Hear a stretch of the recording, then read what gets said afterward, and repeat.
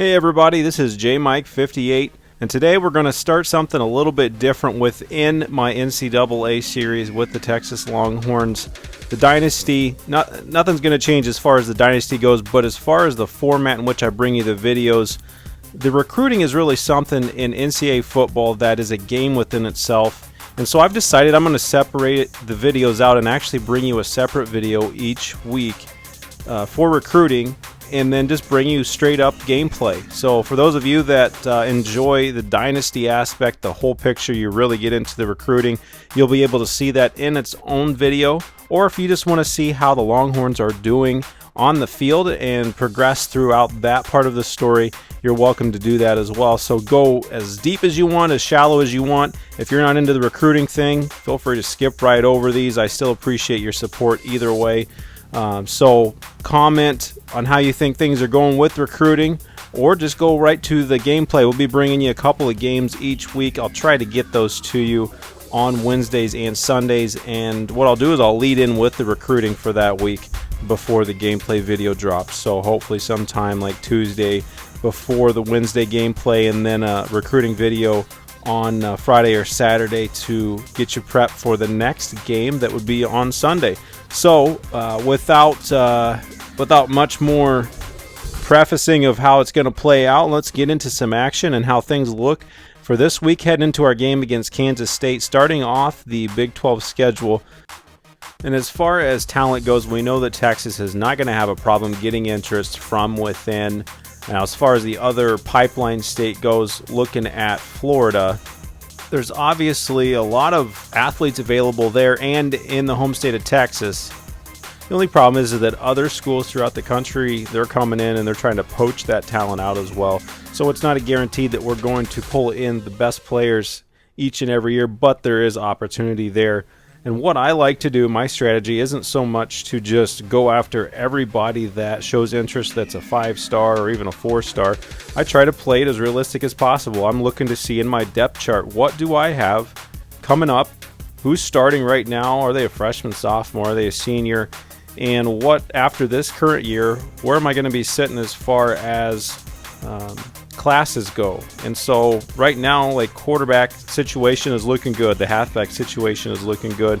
I'm not looking after a guy that's going to be starting within the next couple years. I feel like Chris Warren is a guy who's a freshman right now who looks like he could be starting if it wasn't for Jonathan Gray just being a solid guy as a senior. Warren could be the man right now at halfback. So I'm not looking for a guy that can step in within the next couple of years. The positions that I see right now on this team that we need to go after to find a guy that's going to need to start within the next year to 2 years, we've got to find somebody at fullback. We've got to find a tight end, someone that can play alongside Devonair Clarington at tight end, who's a fantastic freshman right now at the tight end position. Offensive tackle, I'd like to find at least one more guy. Same thing at offensive guard. I think we're good at center. Defensive end, we've got a couple of seniors. We'll be able to get by if needed, but I'd love to find at least one guy. D-tackle is a position that we definitely need to find somebody. We've got some seniors and a junior there that are at the top of the depth chart, so at least one, possibly two. D-tackle is a major concern. Outside linebacker, not as much. Middle linebacker is a huge need right now, as Dalton Santos. He's playing well for me right now. He leads the nation in tackles in this current season, but he's a senior, so he's going to be leaving, and I'm not real confident in the guys that are right behind him. So I'd like for there to be some competition and some potential for higher rated players in the middle. And as far as the secondary goes, we're sitting pretty there. Corners, both safety positions, looking solid for the years to come. And I need a kicker and a punter because I have one at each spot, and both are seniors. And so obviously we've got to get some guys there. So just to recap: fullback, tight end, offensive tackle, offensive guard, D-end, D-tackle, and middle linebacker, and then the specialty areas, not a huge deal. We'll find some guys there. So that's going to be the focus.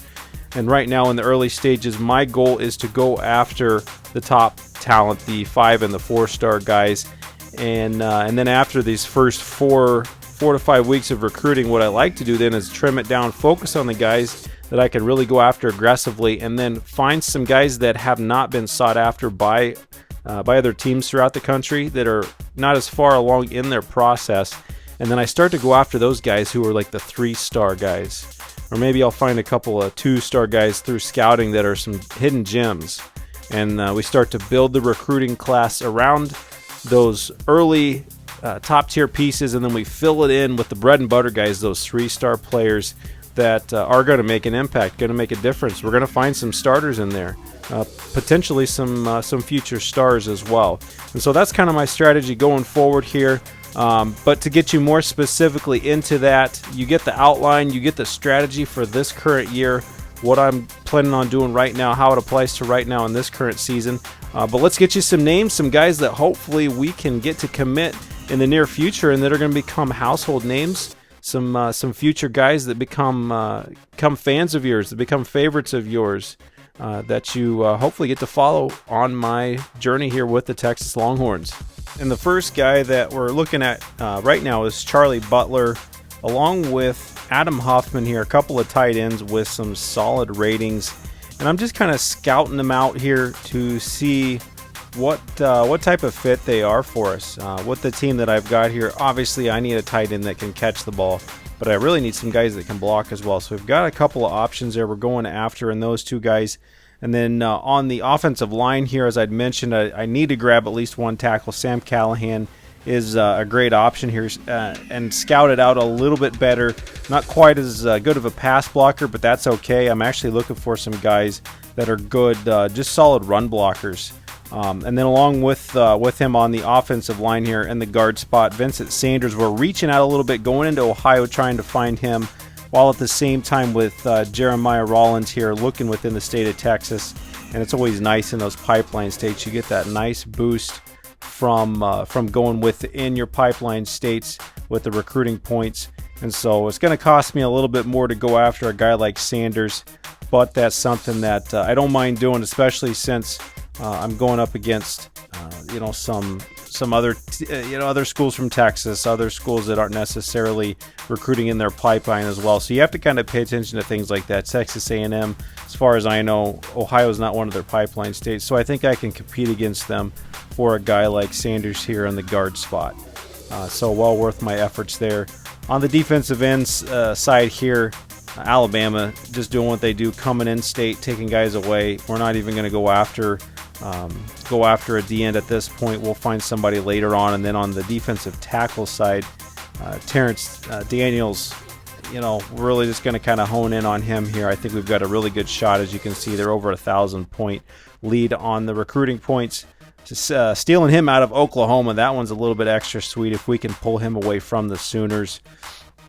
And then same strategy here. We've got it narrowed down to one guy in the middle here at linebacker, Jason Davis. This is a guy that I really want, and I foresee a pretty strong battle upcoming here between Texas and West Virginia, and I believe Clemson's also in here. And so he's ready for a visit. He hasn't really separated any school out from another. And so there's there's a pretty good boost here by bringing him in on his visit as late as possible. The only thing is I've got to really hope that he doesn't commit to another school after visiting them before coming to us at the end of the year. So I got to hope if he holds out that long, I think we've got a good shot. At the cornerback spot, Derek Johnson, not to be confused with the former Texas Longhorns linebacker who's now with the Kansas City Chiefs. Derek Johnson, a 76 rated overall corner out of Lufkin, Texas. One of the top corners in the nation right now, coming out of high school. Looks like number 6. A decent lead here in recruiting. 350 points. We're not throwing the house at him, but it's definitely enough with bonuses to give us a solid lead.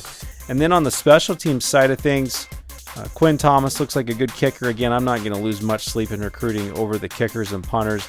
My main thing here is I need to find guys with some power that can put the ball out there a distance, and then I'll just leave it up to my stick skills to make sure that we're putting the ball where it needs to go, as far as between the uprights or directionally in the punting game. So I'm not going to put a whole lot of effort there, but I do need to make sure that I single out who it is that I want to go after. I'm not going to be spending a bunch of points and a lot of effort on a guy like a punter. So it's good to scout them out and see what they've got. Sometimes you got to settle for the lesser of two options based upon where their interest lies and what you foresee coming out of the battle. You got to cut your losses. You can't win them all, and In this case here with Doug George, he's not everything that he was hyped up to be, but he's still a decent option, so we're going to settle for him and eventually cut Travis Jackson free here because he's just not a guy that I think that I can pull in realistically with that big of a gap behind Texas A&M in recruiting there. But another place that we can really make up some difference, and it really takes a keen eye, is within the athlete position in recruiting. Now there's a lot of stats here, and a lot of people would just kind of glance over this and ignore it and figure it out later on down the line. But what you can see here is sometimes you've got a guy that could be a quarterback or a safety or even a linebacker. So you got to look at little things like tackling, coverage, throwing power, throwing accuracy. Obviously, a guy like Adrian Anderson, look at the speed. I mean, I don't really care where I put you. If I can get you on this team, we're going to find a place for that kind of speed and acceleration to move all over the place. But I mean, the guy's elusive. He can kind of catch the ball. Got some great man coverage, decent play recognition. He can't really tackle well, so that tells me he's probably not a linebacker. But he also has the ability to throw the ball and break a couple tackles here and there. So I'm loving that. Number 2 athlete. That's a true athlete by every sense of the word. Looks like you could plug him almost anywhere other than on the offensive or defensive line and find a way to use him successfully. So he's a guy that we are going to pursue heavily. And then Cody Ingle gives us another option here as well in somebody that I think that can be, just a versatile option. Maybe not somebody that's going to be a household name like Anderson will be. But again, we're looking in-state here, so there's no point in not going after him because of the bonus that you get. Unfortunately, he's not ready to visit yet, but he's also fairly early in his process, it looks like. And so we'll throw a few extra points at him. And now to round out recruiting then, we've kind of narrowed it down. I believe I've got 17 guys that I've really focused in on that are like 4- and 5-star guys. But what I like to do now is kind of come back around after I've eliminated the guys that I don't think I have a shot at. And we're just going to scrape through the pipeline states, which in my case is Texas and Florida. And I want to see who are some guys that are 3-star or better, and who are some guys that among those groups within the pipeline states that are 3-star or better, that are not very far along in their process. They haven't made it about 50% or less. And ideally, it'd be great if they're less than 25%. But even now, I'm just going to see who are some guys that are not committed, because sometimes you can jump in late in the game. And then as the season progresses, I'll actually do this search again and again on a weekly basis, sometimes every other week, just to see, are there any guys that are just not moving along in the recruiting process, and I can jump in late in the game and steal a solid player that is going to really fill up a spot nicely. It may not be a starter as a freshman or sophomore, but this is where you find the guys that make your team deep and make them solid, and you get the really good guys that you redshirt, and then by the time they're a junior or senior, you can actually get some quality output out of guys like this.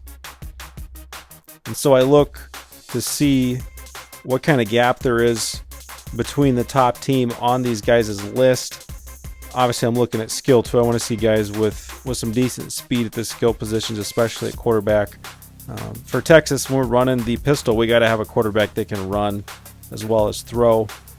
I need some guys that can handle getting smashed a lot here, because from the running back position, you're going to be in the tackles. We're not running you outside very often, so you've got to be more of a power back. I need guys that can bench, that can squat some weight in the weight room, some guys that can break tackles, that type of thing.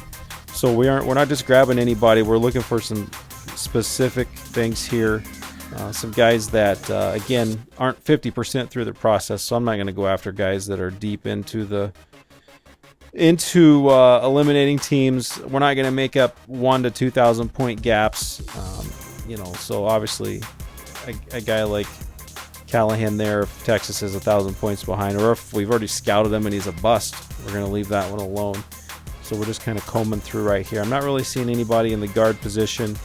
We don't really need a center, but it's always worth a look here in DM. That is a spot that still looking to find, but here, as you see, just too big of a margin there. Alabama, I hate you coming in stealing our 5-star players from Texas. D tackle, once again, just a huge gap, not worth our efforts there, but it's worth combing through. You never know what you're going to find, what you may have overlooked. And so, as we see here with Burke and also with Fletcher, just too big of a gap. Although as you'll see into the future here, and we start looking exclusively at 3-star and not so much at these 4-star guys, there's going to be some good 3-star guys, especially after you throw scouting points at them.